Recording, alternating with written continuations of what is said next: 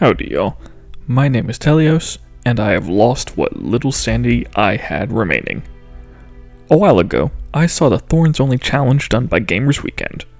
If you haven't seen it, I recommend it, but here's the short version. He used the Thorns armor, gained by defeating NPC invader Kirk, to beat the game on New Game Plus. The challenge looked difficult, and like something that no sane person should ever do. So, naturally, when I saw that he was unable to beat the Four Kings, I decided to do it myself, though not in New Game Plus. This challenge was unlike anything I had done before, and at many points, I wasn't sure if I'd be able to do it. This is the Dark Souls 1 Thorns Only Challenge. For those of you who don't know, the Thorns set is an armor set that causes damage when you roll into something. It's a cool idea, but is definitely meant for chip damage in PvP. As a main damage source, it is terrible.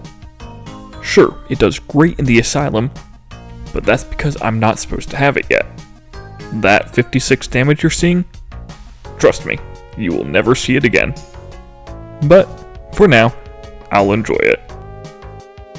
With the Asylum demon gone, and my Estus acquired, I'm off again toward the Undead Burg. The Thorns are still carrying me pretty well, but you can already see their damage is starting to slip. By the time I reach the Taurus demon, their biggest weakness was apparent. They make me mid-roll. Given that my only damage is caused by getting way too personal, the faster I can move, the better.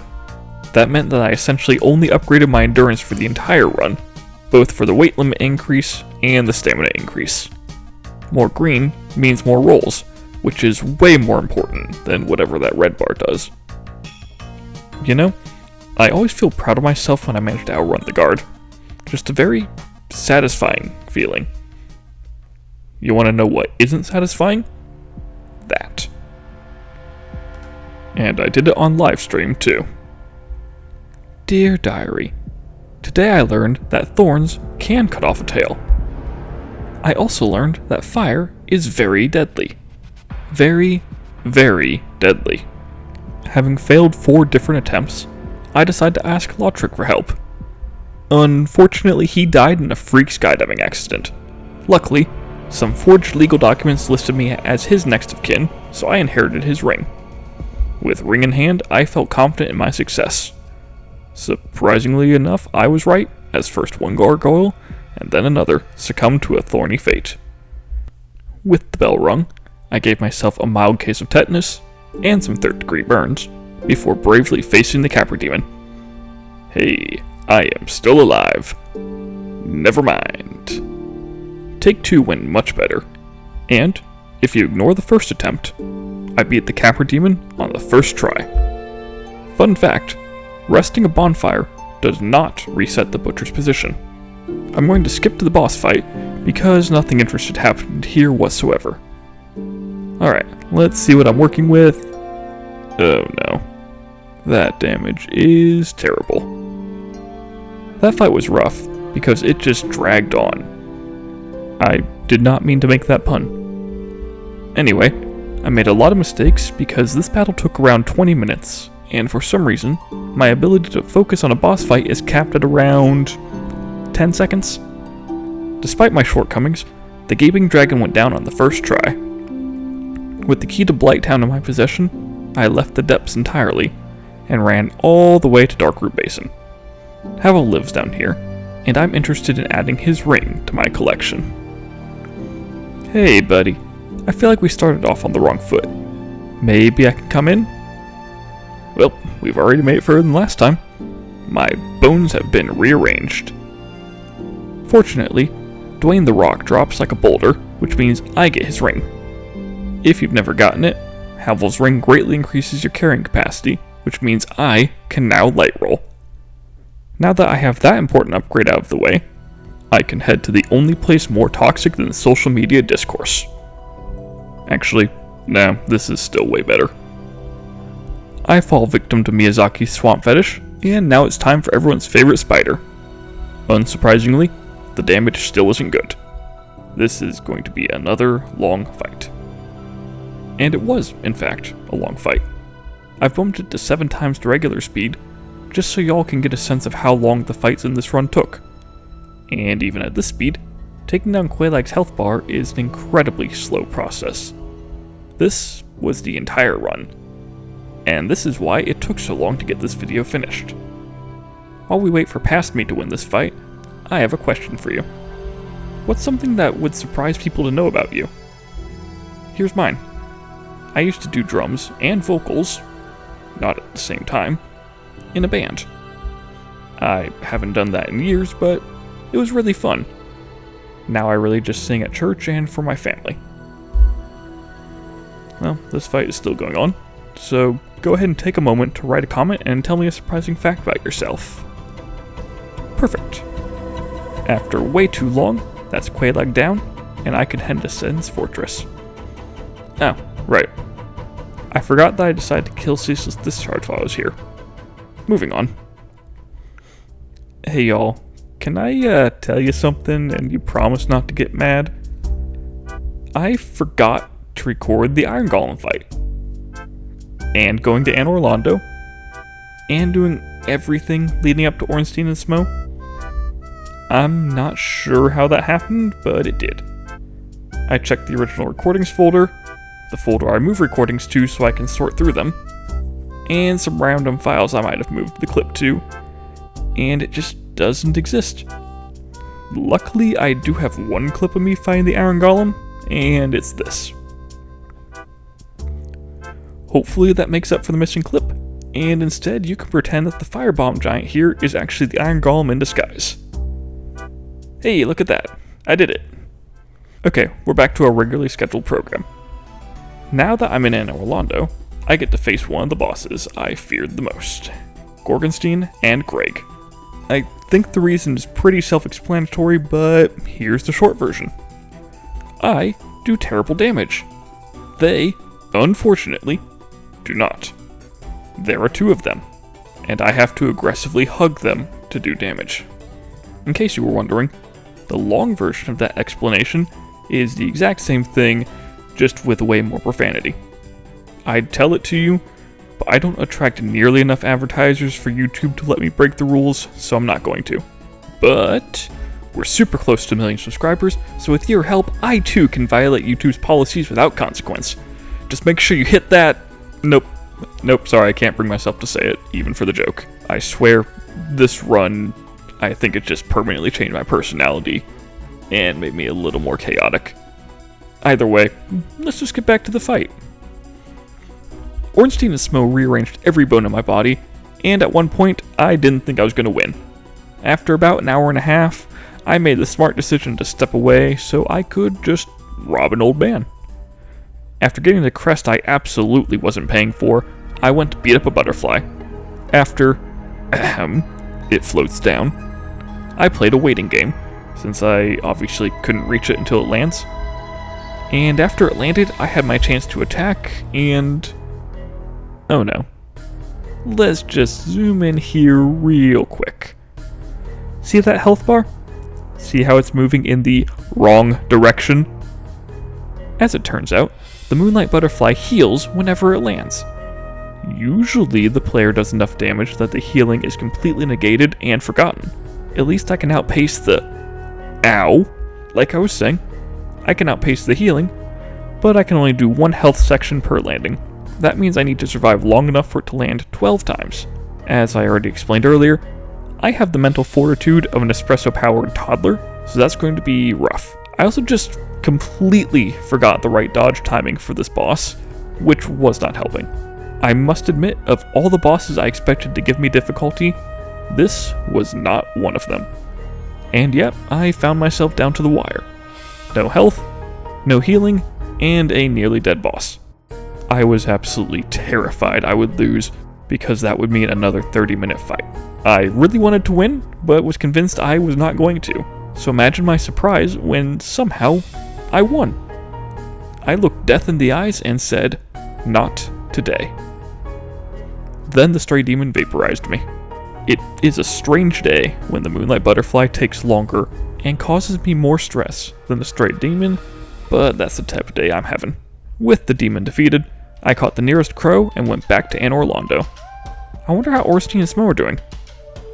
Yep, I still don't do any damage, and they still do way too much. I think I'll come back later. I'm hoping that the Painted World will treat me better. It is a home for the dejected and insane after all, and for the first time in a long time, I'm going to go the right way. I know I kicked the law trick off the ledge earlier, but I can and will argue that was Thorns damage. I can't, however, make the same argument for a jump attack, so the Dragon Leg shortcut is off limits. You see Priscilla here? Take a good look, because this is the only time you'll see her during this fight. I don't do enough poise damage to knock her out of invisibility, so this entire battle was me just rolling around an empty room, occasionally taking damage. I was streaming during this, and this 22-minute, completely invisible fight had my highest viewer count for the whole stream. I have no joke to go with this, just questions. Anyway, Priscilla is dead now, and I may as well visit my old friends. Okay, still terrible. Moving on. I haven't faced Sif yet. It's a little early, but I need a new boss to fight, because if I face Ornstein and Smo one more time, I'm gonna put my fist through my monitor. Sif wasn't too bad to fight. The only real obstacle, like any other boss, was my inability to be good at this game, and a general lack of skill. After some practice, Sif was limping along, and with a few more rolls, that's another boss down. I still wasn't ready to go back to Anne Orlando, so instead I went down into the depths. There's another boss I can take care of, and I think it'll be easy. I am, of course, talking about the Necromancer, who is a lot sturdier than I remember. Up the bridge, drop down to the ledge, flawless. Second time's the charm, and that went better. After another drop, it was time to face Pinwheel. Here's the big question. Will this be easy or surprisingly hard? Easy. It'll be easy. Do you know how rare it is to see yellow damage on the boss's health bar in this run? I think this is the third or fourth time I've seen it. Coincidentally, it's also the last time I see it, but let's focus on the positives. For example, that fight was positively easy. Now, you may be thinking there's no more bosses left and I have to fight Ornstein and Smo. However, there's still one boss left, the Four Kings. They may seem like an odd choice, since I've been struggling against two bosses, but there are two things I know for certain. 1, I am bad at math. 2, 4 is less than 2. That means that the Four Kings will present less of a threat than Ornstein and Smo, making them the logical choice. Ingward here was reluctant to give me his key, but some gentle negotiations convinced him. Now all that's left is to fall straight down, and now, an epic showdown. Maybe 4 is greater than 2. While I took the time to check my math, I went and talked to a cat. Then I talked to this guy here, and finally talked to him here. Once in the swamp, I convinced his bodyguard that the water was good for your health. The bodyguard died of dysentery, and I got his ring. If you've never gotten this ring and don't know what it does, or you've never played this game and are watching my videos to support me, hi Mom, hi Dad, hi several of my friends, it changes your rolling animation to a front flip so long as your carry weight is low enough, which mine is. The reason I wanted this ring is because rolling gives you something called immunity frames, or iframes. These are the points in the character animation that make you immune to damage. The Ninja Flip ring I'm wearing increases your iframes, giving you about 20 compared to the usual 18. Now, 2 extra frames may seem insignificant, but, well, watch for yourself.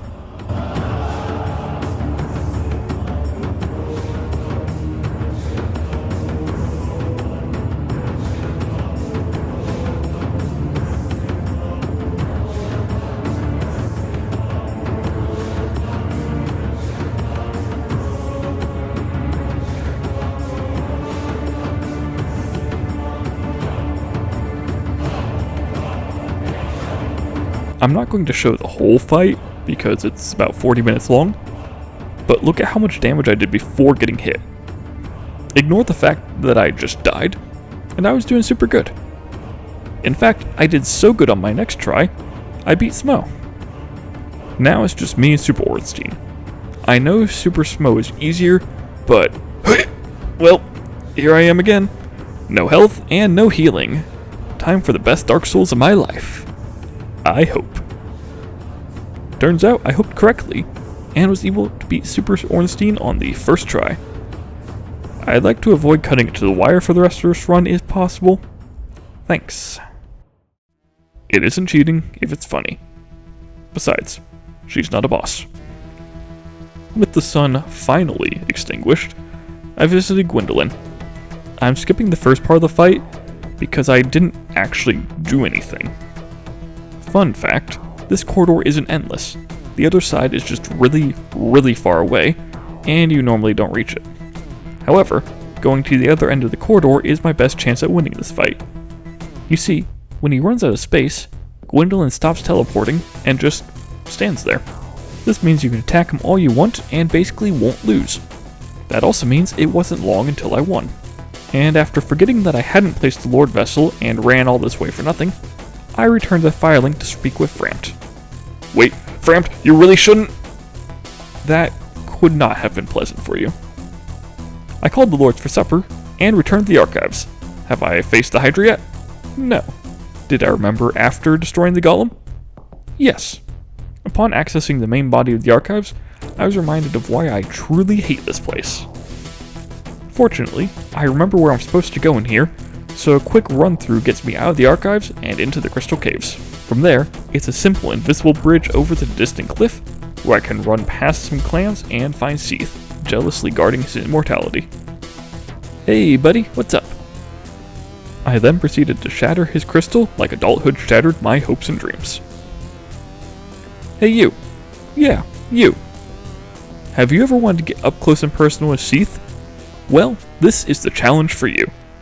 At the low cost of your sanity, you too can smell a dragon's tentacles. Your friends will think you're weird, but don't worry, they just don't understand you.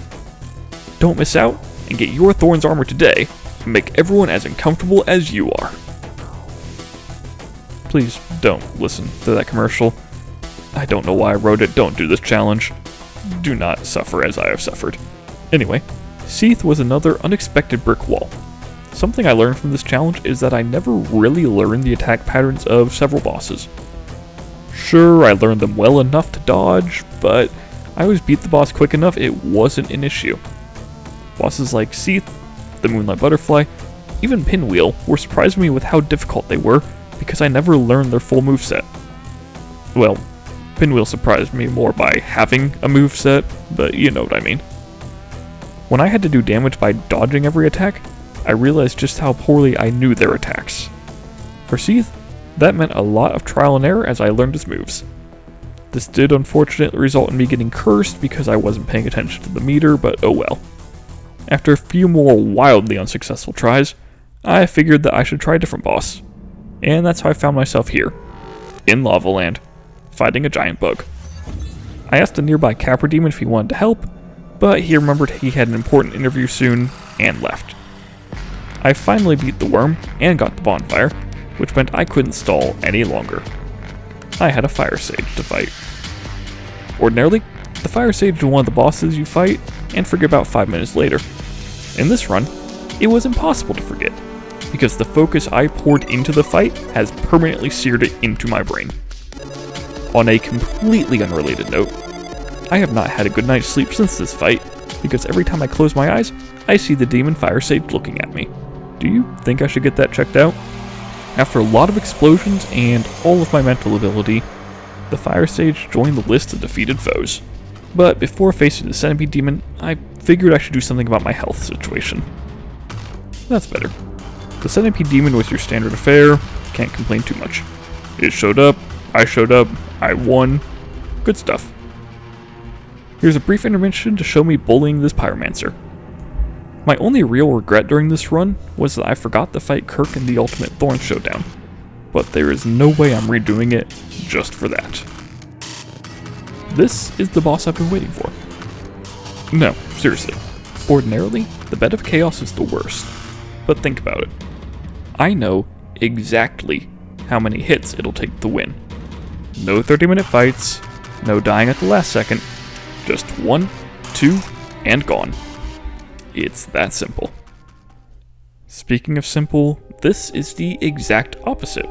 I don't know if you've ever tried to attack a multi-headed aquatic serpent with a melee attack before, but it's really hard. Luckily, there's a secret. Stand on this rock, block with a shield, and then counterattack. After way too long, you'll cut a head off, and then you just do that a few more times. Just make sure you don't get overly aggressive on the last head, or you'll pay for your greed. Now that the Hydra is gone, you can free Dusk, retrace your steps, and then visit an old friend for a rematch. Needless to say, things went a lot better this time. Seath, despite being blind, saw the writing on the wall, and although he desperately tried a final explosion, he proved the age-old adage: all brick walls will crumble with time. Goodbye, Seath. You will not be missed. Next after Seath would be Nito, but I had a few things to grab. First was the Slumbering Dragon Crest ring, which increases your player's stealth. In other words, it decreases the range at enemies can detect you. Next, I gave the crow a skull lantern, which turned it into the Ring of Fog. It also decreases enemy detection, and when combined with the Slumbering Dragon, renders me practically invisible, especially if you're one of the skeleton warriors in Nito's boss arena. See, I knew I had no chance of winning against Nito if I was also juggling 3 skeletons, so I decided to sacrifice my Havel's ring, the Ninja Flip ring, and my pants in order to hide myself from them. Sure, being butt naked decreases my overall damage, but it is worth it to avoid the skeletons. Of course, I defeat the entire purpose of the rings if I walk too close to one of them and alert it to my presence, but Nito was more than happy to repeatedly take care of the problem for me, until the skeleton just vanished. I'm not entirely sure what happened. It had been reassembling like it was supposed to, and you can even see it here. My best guess is that Nito hit it, it collapsed, then the following AoE blasted its bones out of the arena, effectively killing it.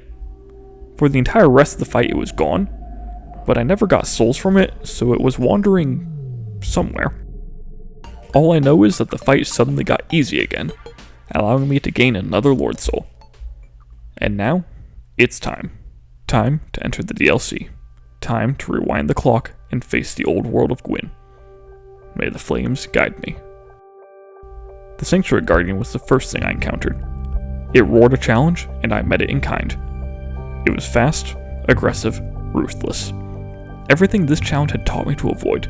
But now, if I wanted to win, I had to meet it blow for blow, and then I had to rise above. Despite getting poisoned 3 times, I adapted, and it fell. Victory. I ran past the diseased forest and its gardeners, until I came across a crumbling coliseum. There, I found him. Knight Artorias, consumed by the abyss.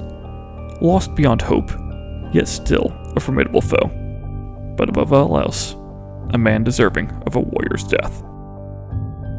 With Artorias gone, the pathway to the abyss was unguarded. Before venturing forth, however, I needed to take care of a dragon.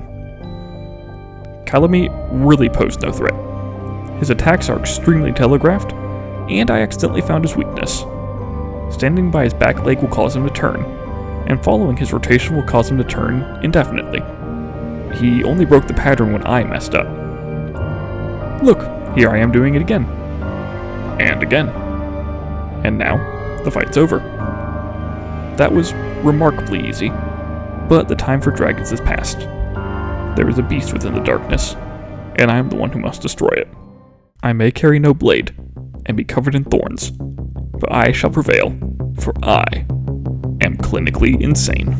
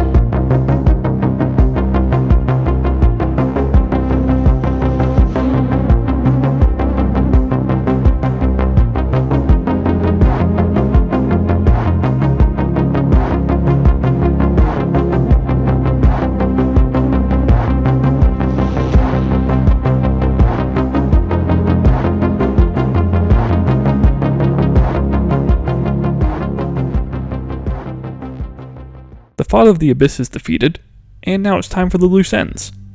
Believe it or not, this fight was a little rough. The successful attempt took me about 2 hours, and was more a showcase of luck than skill. I'm obviously not going to show the whole fight, but here's the short version. Whenever they launched magic at me, I ran until it vanished. And actually, I did a lot of running. Since I couldn't stay in one place for too long without getting swarmed, I would run up, get a hit or two, then run away. Whenever I broke the quick hit rule, I would get brutalized, and healing was rather difficult to achieve. I'm pretty sure I was crying when this happened. The downside to my random attack pattern was that I couldn't easily target one king for takedown. Eventually, I was able to remove one for the battlefield, only for another one to respawn in a few seconds later. But I had beaten one king, which meant I could beat the other 3. So I pushed on. Somehow, no matter how low the health bar got, the remaining kings would not go down. Once again, I found myself running out of healing, both of us one hit away from the end. But suddenly, after a lot of running, dodging, and vicious sobbing, I did the impossible. With the kings defeated, there were no more obstacles. The doors to the kiln opened, and I proceeded towards destiny. I walked past the spirits of the fallen, beheld the aftermath as Gwyn's fear. The path was not long, and soon I stood before the final battle. Let's finish this.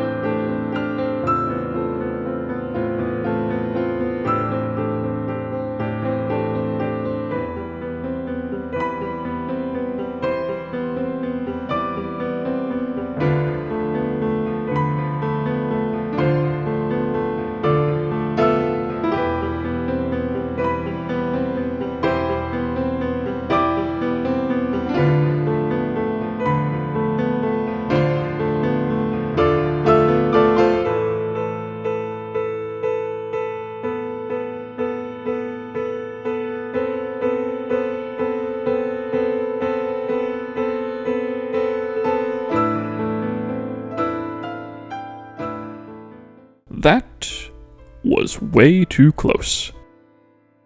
And now, with Gwyn defeated, I had to choose. Light the flame, or let it burn out. Well, given that lighting it would involve staying in the challenge run, no thank you. And that's the video. That was rough. There's really no other way of putting it. But I don't regret it. And I certainly hope you don't regret watching it. Either way, thank you for joining me on this adventure, and I'm going to do an easier run next time, because I need a vacation. But while I'm doing that, tell me, what's the closest equivalent to Thorns armor in Dark Souls 2? Until next time, remember that the world is a better place with you in it. Later.